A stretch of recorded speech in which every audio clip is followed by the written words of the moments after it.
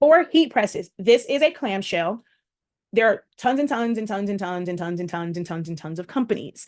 Not all are created equal. There's really no way to tell how their elements are made.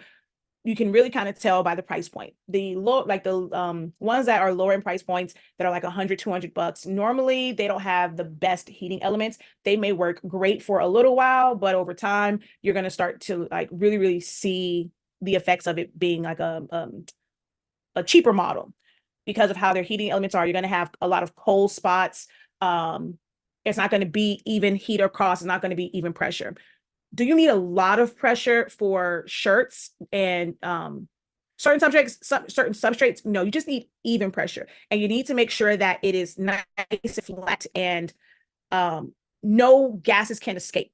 A lot of people say, "Oh, you don't want air to get in." Air getting in is not an issue. It's providing a way of escape for those gases because they are free flowing. It's nothing more than air. It's nothing more than vapors. It's not, I forgot that in the beginning. When it goes into a gaseous state, it is not producing a gas like on the periodic table. It's not doing anything like that, a gas that is toxic. By gas, it just means vapor or air. That's all that gas means. It is not producing any type of element that is on the periodic table that can be toxic or harmful.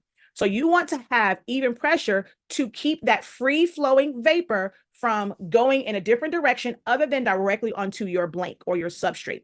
If it's not making full contact with your substrate, that is where you're going to get that ghosting because there was a way of escape for that gas. So you have to seal it off. So a heat press, when you're closing it down, it's making it to where there's no gaps. This is a clamshell. These are all clamshells. This is a hybrid one because this pulls out and this makes it to where you don't burn yourself, makes it a little bit easier to kind of thread it. Some of them you can thread your shirts on it. You have automatic heat presses, you have manual heat presses. The automatic ones normally have a magnet, and once it reaches the timer, the magnet basically demagnetizes, and that's what causes it to release. With the manual ones, you're going to have to basically tug on it. Nothing will release. So if you have your pressure dialed up too high and you got to hit it to get it up, or you have to struggle, this is where ghosting comes in at, because people are applying a lot of times on shirts because they are applying too much pressure. And then once they lift it up, because that paper is still somewhat gassing off, depending on the paper that you're using, it's gassing off and the paper is shifted. And remember, that gas is going to be attracted to that polyester. So you're going to get what's called, people call it ghosting, but it's a shift in color. So you want to make sure that it's not dialed up too high to where you can easily release your heat press.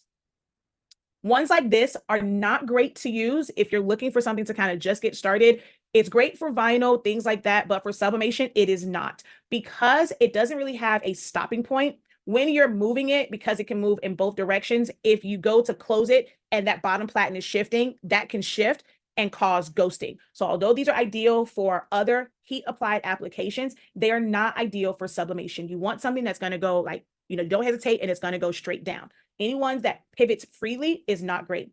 Now I have the Hotronix one, and this is the one I have. It pivots, but it only pivots one way. Once you pull it back, it has a stopping point that makes it where the platen goes directly over, the top platen goes directly over the bottom platen, and then you just come straight down, and then there's no shifting. All right. You also have vacuum presses, which is for harder substrates, things that are like oddly shaped. They'll use these a lot of times for the phone cases where the whole entire phone case, it's like a plastic one, the whole thing has a design on it, versus the phone cases where it's like a rubber outside and you're just sublimating the metal piece and then using double-sided 3M tape to put it on there. So it's great if you're doing things that are really oddly shaped. I know a lot of creators that like to use this if they're doing flask, because it's going to suction down and really make it conform to it. This would probably be the better option too for like those 40-ounce ones. More so really on one side, because it's not on the other side. It's going to be, it's not flat, it's like a cushion in it, but the top part, it vacuum seals to it. You can, as long as you don't remove the paper, you can of course flip it and then vacuum seal it so that it can kind of get into those curves a little bit more, but you still take a chance of ghosting because paper is not meant to go around that. And we're going to talk about that too with some other substrates. But vacuum presses are not really talked about, but they are great for oddly shaped things, whether it's drinkware or if it is even just doing like a bunch of things like ornaments or like my plaques would be great in this, because I sometimes have issues with my Hotronix. So anything like that with the vacuum presses. They're not you know, a lot of times when you're getting them, they are from, you can see like the company names, like people get from Alibaba. You can find some on Amazon. If something goes wrong with them, it is harder to get maintenance help for them. But if you can figure it out, or you're okay with like having your own technician and things like that, in case something goes wrong, they are a great addition to have. Like this was also one of the first things that I kind of came across before regular heat presses when it came to doing mugs and things like that. There's even some like sleeves, and you can do a bunch of them at one time, and you kind of connect the hose to it and it squeezes them. Like they're like little green sleeves, so you can do multiple things at once. You don't put it on the inside, you just connect the hose to it for the vacuum seal. So I've seen that part in action as well. Oh, see, look, there's actually one right there with the little cups to them. So see, you're putting the clamps. You can do a bunch of mugs in there. It's going to create the vacuum seal, has the heat in it. This one right here, like little shot glasses, you put them in there, you put the little suction on, you put it in, and you don't need, that eliminates these right here, because these can be pricey when you're buying a bunch of those to clamp around mugs. But this is an option if you ever wanted to kind of look into it. It's one that most people don't really talk about a lot. And then, of course, your tumbler presses and mug presses. Oops. So come on, mug press. I don't have, I do have one, which I'll show you, like mine, that has the different attachments. These are, ever since Cricut came out with theirs, these have been on the rise from a bunch of different companies, where they're not like your traditional mug presses with the handles. It's supposed to be where you just kind of click the button, it closes in on it, but you are limited in your actual press space when you're using these. So they have some that stand up. The ones that are like this, that are laid down, are better for if you have a mug press, which you want to do a tumbler, do something that's longer, because you can move it, you know, through the front end, back end, and press it in different sections. So these have become popular too, the ones that lay down, but they basically work the same way. This style allows you to control the tension. With these, you cannot control the amount of pressure. It is automatic based off of what you put in there. If it is something that does need a little bit more pressure, you cannot control that. So it, you know, for some they like it, and because they don't have to constantly adjust, but for others, it's like, I need control over the amount of pressure. So this style works better for me. This style, you can normally change out the platens for latte mugs, which are tapered. You have like your regular mugs. You have different plates if it's a larger mug versus a smaller mug, because of how wide it is and how it needs to basically, it has to be snug on it. So if it's a smaller mug, you can't use one that was for a wider one, because it's never going to get even pressure. If it's tapered, you have to use that one because it's in a cone shape, to make sure it's hitting all parts of that tapered latte mug. It's not a one size fit all. That's one reason why I personally prefer an oven, because you don't have to worry about changing out these interchangeable plates depending on what it is that you're pressing. And as you can see, you have large handles, some with, you know, smaller handles like that. These are ones where either go with a really trusted corporate company, go with a corporate, if you're just getting in. You know, I broke down in the beginning the difference in a corporate and a non-corporate. So none of the ones are simply just ordering them from overseas and putting their name on it, because they may not have the support and the warranty and the backing, replacement parts and things like that. If something goes wrong, they could never tell you how to fix it, or they don't have fuses and stuff like that. So Pro World, really great company, like trustworthy companies.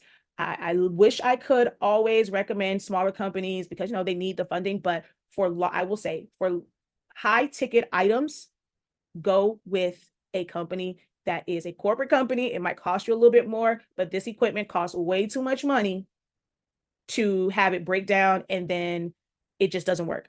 And I've gotten burned by that, because I got from Vivor, the ones that I have, like the very first like presses for like all over tumblers. I got that thing, the little pieces that hold it, it broke. They don't sell them, like they don't sell replacements for those. So I have two big paperweights sitting in my garage, because they don't have replacements for it. So you want to go with reputable companies where people have tested it and giving you the good and the bad of those companies.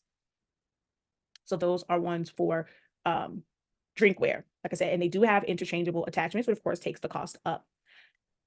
Ones that are all-in-ones, where it's here we go, like heat presses like this, and it has all these attachments.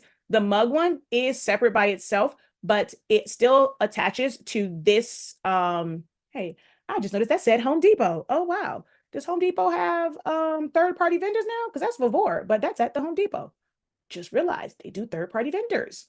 But this disconnects from the main one, and then you have to plug it into here. So you can still only run one of those attachments at a time, because it's through here.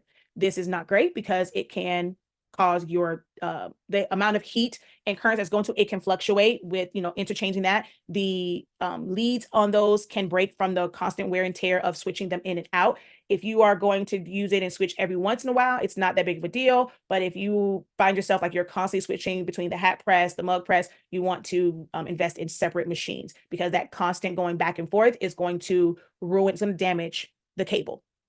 When it comes to the hat press one, it attached. So you have to unscrew the screws and then put the hat press one on here. So you can't, it's not like the mug one where it's a separate apparatus. You have to take this part off. Actually, no, this one may be where, I know the plate one you take off. Some of them have it to where it connects to it and you just kind of change out the bottom one. And some it is a separate one, but to me, it just doesn't apply enough pressure. This one I can't tell because I see this part here, but I know like for the plates, you basically take this off. You have to unscrew it to put it on. So you want to be mindful of that when it comes to these types of heat presses.